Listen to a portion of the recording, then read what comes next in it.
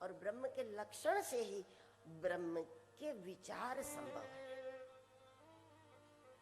और ब्रह्म के विचार से बुद्धि में दिव्यता संभव है, बुद्धि की दिव्यता से ही व्यवहार की दिव्यता संभव है।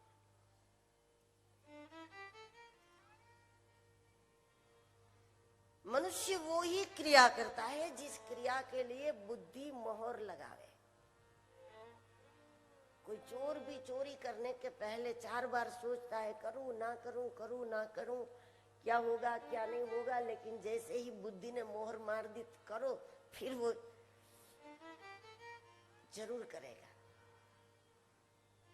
बुद्धि ने मोहर मार दी, उसके बाद वो साहस करेगा। और फिर जब पकड़ा जाए, पिटाई भी हो जाए, तो फिर वो सोचेगा आज मुहूर्त ठीक नहीं होगा इसलिए ऐसा हुआ। आज सुबह सुबह किसका चेहरा देखा, शायद इसलिए ऐसा हुआ। हकीकत यह है बुद्धि ने मोहर लगा दी। अच्छे काम के लिए भी जब विचार करोगे, हम दान करें कि ना करें, धर्म करें कि ना करें, कुछ करे कि ना करे, लेकिन जब आपके अंदर बुद्धि में थोड़ा भी परमात्मा की कृपा का प्रकाश है तो बुद्धि सत्कार्य में मोहर लगाती है। और बुद्धि आत्मा से विमुख है तो वो पाप के लिए मोहर न लगाती है। इजाजत तो देती है, उसके बाद ही कार्य हो। जड़ का चिंतन करने से बुद्धि में जड़ता आती है, बुद्धि की जड़ता से ही व्यवहार में जड़ता। और ऐसी बुद्धि जड़ कामों के लिए, गलत कामों के लिए इजाजत देती है, जिससे जीवात्मा को फिर रोना पड़ता है। और सात्विक बुद्धि, पवित्र बुद्धि, परमात्मा का चेतन का चिंतन करने वाली बुद्धि श्रेष्ठ काम में मोहर लगाते हैं। ऐसी पवित्र बुद्धि कहेगी, अरे अपनी 2 चीजें कम खरीदेंगे, क्या फर्क पड़ता है,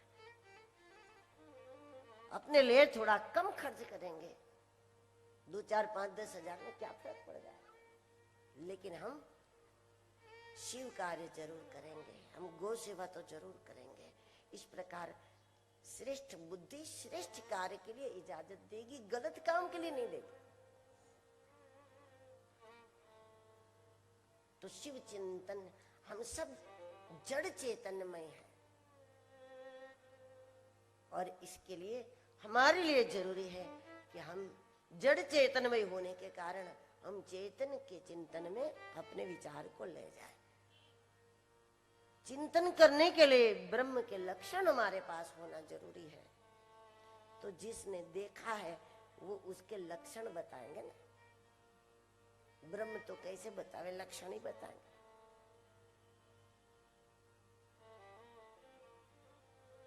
जिसने मुंबई देखा है, आपने नहीं देखा, तो वो कैसे मुंबई कैसे लावे उठा के आपके पास, आपको उठा के कैसे ले जाए?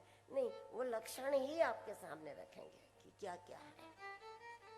उसको सुनकर आप निर्णय करोगे कि जाना चाहिए, तो फिर चले जाओगे। तो उस प्रकार जिसने ब्रह्म का अनुभव किया हो, ऐसे महापुरुष दुनिया के सामने ब्रह्म के लक्षण को प्रस्तुत कर, जिसको ब्रह्म निरूपण कहते हैं।